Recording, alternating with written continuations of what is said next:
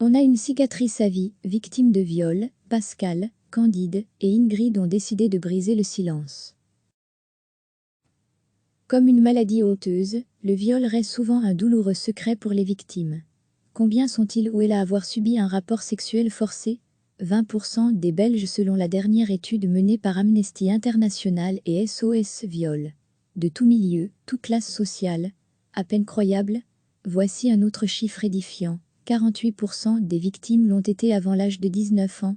L'une des raisons qui expliquerait les chiffres énormes de ce sondage, dans la foulée de la vague Diez MeToo, les langues se délient, y compris chez les victimes d'agressions sexuelles très anciennes. Pascal Urbain a créé l'association Brise le silence pour aider les hommes et les femmes à parler de leur viol. Elle-même est une victime. Quand elle était encore une petite fille, elle a été violée, régulièrement, par quelqu'un du quartier, dit-elle. Presque 50 ans plus tard, elle n'ose toujours pas dire que c'était son voisin, le grand frère de sa meilleure amie. Elle devait avoir 7 ou 8 ans, elle ne sait pas exactement, elle n'arrive toujours pas à dater précisément les faits, mais elle se souvient qu'à l'âge de 11 ans, cela durait encore. C'est quelque chose qui reste à vie, d'autant plus que je n'en ai pas parlé pendant très longtemps. Il a fallu des années pour que ma parole se libère. Garder le silence, mais pourquoi? On n'ose pas en parler, on a honte, on se dit, on ne va pas me croire, et mon agresseur me menaçait. Sa propre mère n'a rien su pendant longtemps. Ce n'est que 20 ans plus tard, à l'âge de 28 ans, que Pascal lèvera le voile sur son terrible secret. C'était en 1991, elle a décompensé, elle est devenue anorexique. Je me laissais mourir, ma relation de couple ne fonctionnait pas, je ne voulais pas d'enfant. Quelques années plus tard, elle se marie et met au monde un fils. Elle a 31 ans. On est en plein dans l'affaire Julie et Mélissa, elle replonge dans la dépression. Elle est hospitalisée, en psychiatrie, et là, dit-elle, c'est le parcours du combattant. Il y avait peu de professionnels prêts à entendre ce que j'avais à raconter. J'étais en plein stress post-traumatique. Je faisais des cauchemars, j'avais des insomnies, des angoisses. Le personnel soignant de l'époque n'a pas compris. Il faut dire que pendant son hospitalisation, Pascal elle-même ne s'exprime pas très clairement, parce qu'elle ne fait pas le lien entre son mal-être et les abus sexuels qu'elle a subis. Aujourd'hui, Pascal a 55 ans. Elle aide les victimes à sortir du silence. Elle les accompagne à la police pour les aider à déposer plainte. Elle donne également des formations dans les commissariats de police. Mais elle n'a pas oublié. Elle a fait plusieurs burn-out. Depuis 2006, elle n'a plus mis les pieds à l'hôpital. C'est une victoire. Candide a porté plainte, il y a 2 ans. L'affaire a été classée sans suite. Il y avait prescription. Pour elle aussi, les faits se sont déroulés dans l'enfance. Elle avait 8 ou 9 ans. Elle a été violée brutalement et séquestrée à plusieurs reprises pendant 1 an. L'agresseur était un membre de la famille recomposée. Elle n'en dira pas plus. Il la menaçait à l'époque. 20 ans plus tard, elle a toujours peur des représailles. Le cerveau de Candide avait occulté cet épisode dramatique de sa vie. Oublié, complètement. C'est ce qu'on appelle l'amnésie traumatique, très fréquente chez les victimes de violences sexuelles. À l'âge de 34 ans, alors qu'elle est enceinte de sa fille, elle est victime d'un hold-up. C'est alors que les cauchemars commencent. Je voyais la tête d'un homme que je ne connaissais pas. C'était lui. En une fois, tout m'est revenu. Alors je me suis lavée, comme si ça venait d'arriver, je prenais des douches. Je le suis sentie sale, honteuse, une moins que rien. Dans les mois qui ont suivi, je suis tombée en dépression. J'avais envie de mourir. Candide s'enferme chez elle, elle ne dit rien à son compagnon, ni à sa mère. Elle n'en parlera que plus tard. On a une cicatrice à vie, dit-elle, on peut vivre avec, mais on n'en guérit jamais. Aujourd'hui elle a 38 ans, elle va bien, même s'il y a encore des jours sans. Elle aussi aide les victimes de viol. Elle est impératif qu'elles aient une bonne prise en charge. Il n'y a pas assez de structures pour les aider, et la plupart des victimes de violences sexuelles n'osent pas en parler. Ingrid a été violée à l'âge de 27 ans. Elle est passée, au mauvais endroit, au mauvais moment. L'agresseur l'attendait, à l'entrée d'un passage souterrain. Elle le voit, mais ne se pose pas la question de savoir ce qu'il fait là. Il la frappe avec un bâton. Il n'a que 15 ans et demi, mais il est costaud. Elle essaye de s'enfuir, il la rattrape et commence son sinistre ouvrage. Pendant le viol, j'ai mémorisé les traits de son visage, la couleur de ses yeux, ses vêtements, tous les détails qui me permettraient de l'identifier plus tard. C'était un dimanche. Le suspect se rend à la police. Elle l'identifie formellement. Il est mineur. On lui dit qu'il ira en IPPJ, la prison des moins de 18 ans. Immédiatement après le viol, elle est très lucide, elle fait ce qu'il faut, elle rassure sa mère. Cela aurait pu être pire, je suis en vie. Mais quelques jours plus tard, c'est la descente aux enfers. J'étais en couple, mon compagnon n'a pas vraiment compris. Ce n'était qu'une fellation, c'était difficile quand il me touchait. J'avais des insomnies. Ça n'allait pas du tout. Je n'arrivais plus à assumer le quotidien, à m'occuper de ma fille de 6 ans. J'avais des idées suicidaires. J'ai demandé à être internée en hôpital psychiatrique. À l'hôpital, elle revit les agressions sexuelles qu'elle a subies enfant à l'hôpital et Ingrid revit un traumatisme enfoui. J'ai commencé à avoir des flashs. Je me voyais dans ma chambre avec mon frère, en réalité mon demi-frère. Je voyais ma mère qui nous surprenait. La psy pensait que je fabulais. Elle m'a dit d'oublier tout ça, de me concentrer sur mon histoire actuelle. Ces images la hantent. Mais elle se tait.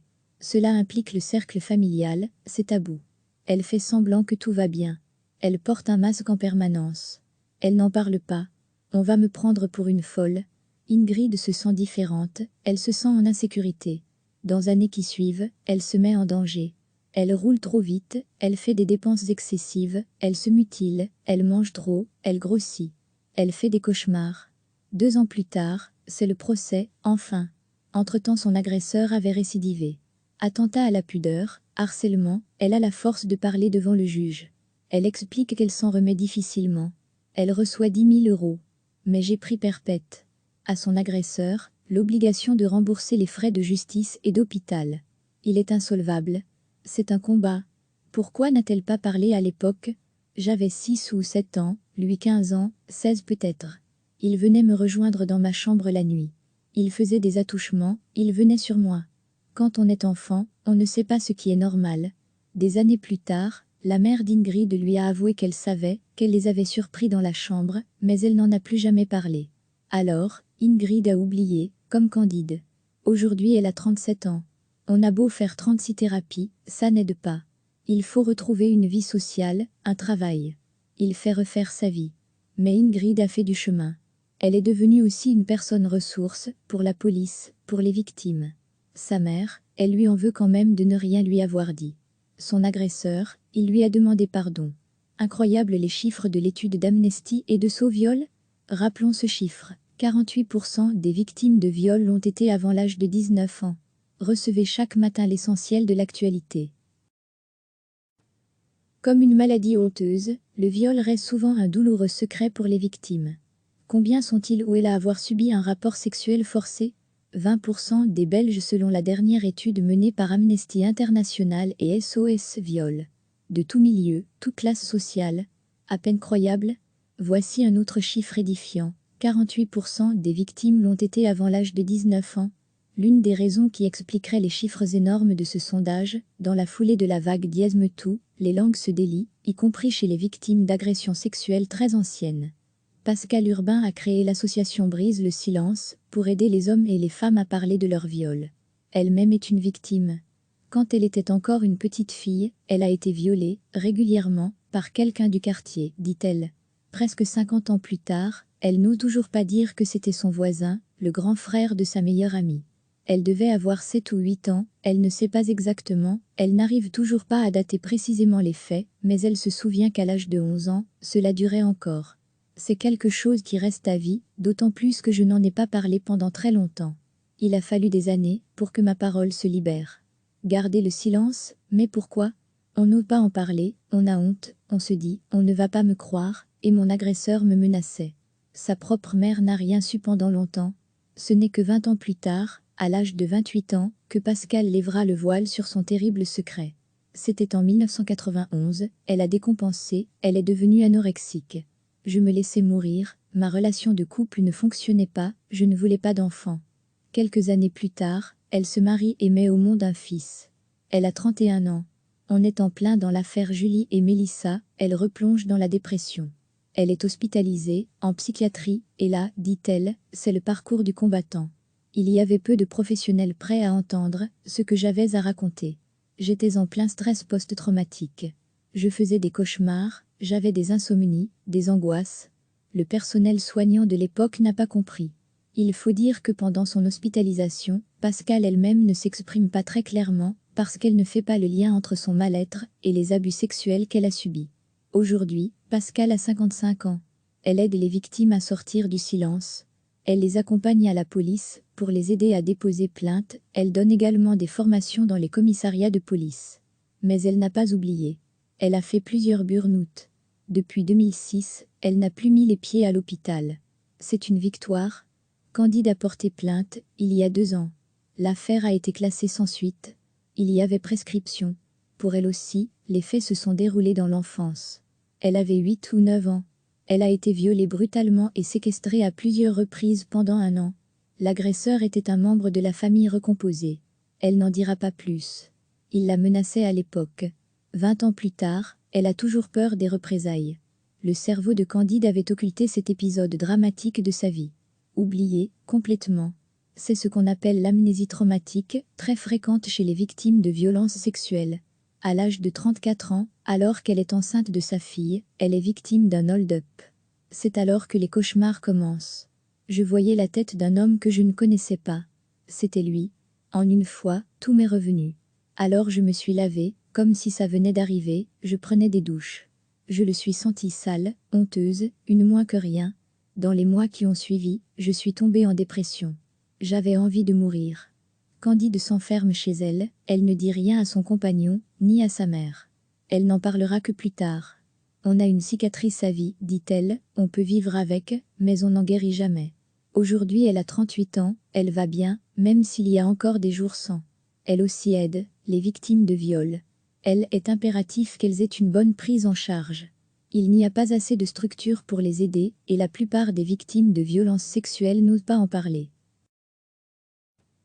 Ingrid a été violée à l'âge de 27 ans. Elle est passée, au mauvais endroit, au mauvais moment. L'agresseur l'attendait, à l'entrée d'un passage souterrain. Elle le voit, mais ne se pose pas la question de savoir ce qu'il fait là. Il la frappe avec un bâton. Il n'a que 15 ans et demi, mais il est costaud. Elle essaye de s'enfuir, il la rattrape et commence son sinistre ouvrage. Pendant le viol, j'ai mémorisé les traits de son visage, la couleur de ses yeux, ses vêtements, tous les détails qui me permettraient de l'identifier plus tard. C'était un dimanche. Le suspect se rend à la police. Elle l'identifie formellement. Il est mineur. On lui dit qu'il ira en IPPJ, la prison des moins de 18 ans.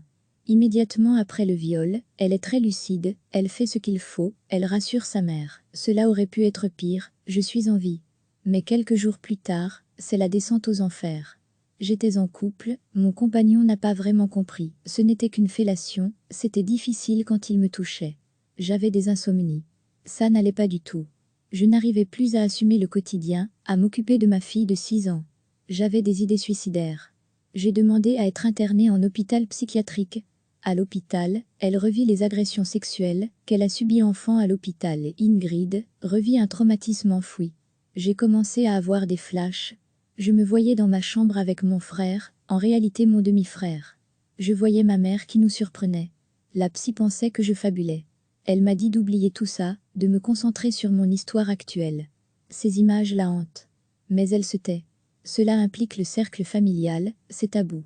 Elle fait semblant que tout va bien. Elle porte un masque en permanence. Elle n'en parle pas. On va me prendre pour une folle. Ingrid se sent différente, elle se sent en insécurité. Dans années qui suivent, elle se met en danger. Elle roule trop vite, elle fait des dépenses excessives, elle se mutile, elle mange trop, elle grossit. Elle fait des cauchemars. 2 ans plus tard, c'est le procès, enfin. Entre-temps son agresseur avait récidivé. Attentat à la pudeur, harcèlement, elle a la force de parler devant le juge. Elle explique qu'elle s'en remet difficilement. Elle reçoit 10 000 €. Mais j'ai pris perpète. À son agresseur, l'obligation de rembourser les frais de justice et d'hôpital. Il est insolvable. C'est un combat. Pourquoi n'a-t-elle pas parlé à l'époque? J'avais 6 ou 7 ans, lui 15 ans, 16 peut-être. Il venait me rejoindre dans ma chambre la nuit. Il faisait des attouchements, il venait sur moi. Quand on est enfant, on ne sait pas ce qui est normal.